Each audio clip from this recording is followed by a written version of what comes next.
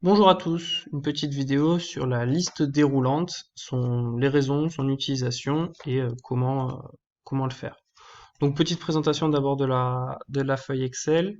Donc on saisit des numéros de produits ici, ça nous génère grâce à des recherches V le libellé produit, le prix unitaire, on saisit les quantités et donc ça nous retrouve des prix hors taxes. Tous ces prix hors taxes, du coup, ils sont retrouvés dans une somme là, et donc ça fait en gros l'ensemble de la facture du client. On saisit son nom, et après on saisit la catégorie du client.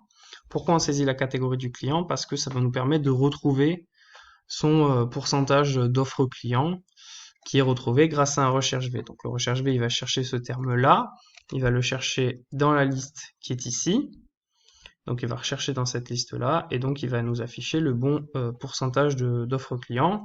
Et ensuite, l'offre client, classiquement, on va l'appliquer au total hors taxe, puis on ajoute la TVA, et donc ça nous fait un total TTC.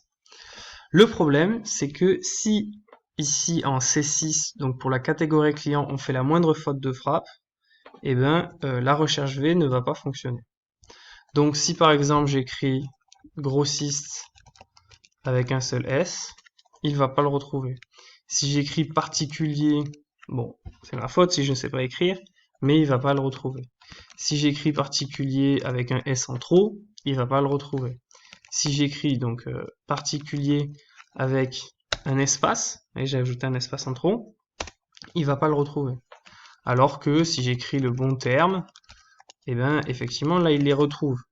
Et ça donc, à la moindre faute de frappe, il y a une erreur dans notre feuille de calcul, et c'est justement ce qu'on veut éviter. C'est ce qu'on va éviter grâce à la liste déroulante. Donc comment on génère une liste déroulante? C'est-à-dire l'utilisateur n'a qu'à cliquer et ça lui proposera les éléments qu'il a à remplir à l'intérieur. Donc on clique sur la cellule dont on veut qu'elle soit composée d'une liste déroulante. On va dans Données, puis dans Outils de données et Validation des données. Et ensuite, sur cet encart-là, on va aller dans Liste. Une fois qu'on a sélectionné cette liste, on va lui dire où aller chercher notre liste, qui va devenir une liste déroulante. Donc notre liste de termes, nous, elle est déjà toute trouvée, elle est déjà toute écrite, puisque c'est celle qu'on utilise pour notre recherche V. Comme ça, on est sûr que notre liste déroulante correspond à ce que va rechercher notre recherche V ou H. Et donc, une fois qu'on a fait ça, on peut cliquer sur OK.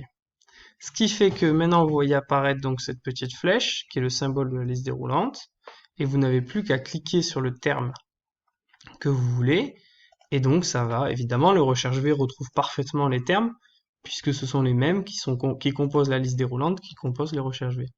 Et donc ici, plus de faute de frappe, puisque il n'y a même pas de frappe. Il n'y a qu'à cliquer. Alors évidemment, il ne faut pas cliquer à côté, mais bon, à un moment donné, Excel, on ne peut pas le maîtriser, le contraindre à ce point-là. Mais donc ici, on n'a qu'à cliquer. À noter que si vous faites cette technique donc via la validation des données, et que donc, comme je viens de vous montrer, vous ne pouvez plus rien écrire d'autre que ce qui compose la liste. Donc là, si j'écris bonjour, ça ne va pas fonctionner. Par contre, si j'écris grossiste à la main, là, ça va fonctionner. Mais bon, le but, c'est pas ça. Le but, c'est de le sélectionner au clic. Donc voilà pour cette petite description sur la liste déroulante, son intérêt et comment en générer une. Il y a d'autres méthodes pour générer des listes déroulantes, mais celle-ci est la plus simple.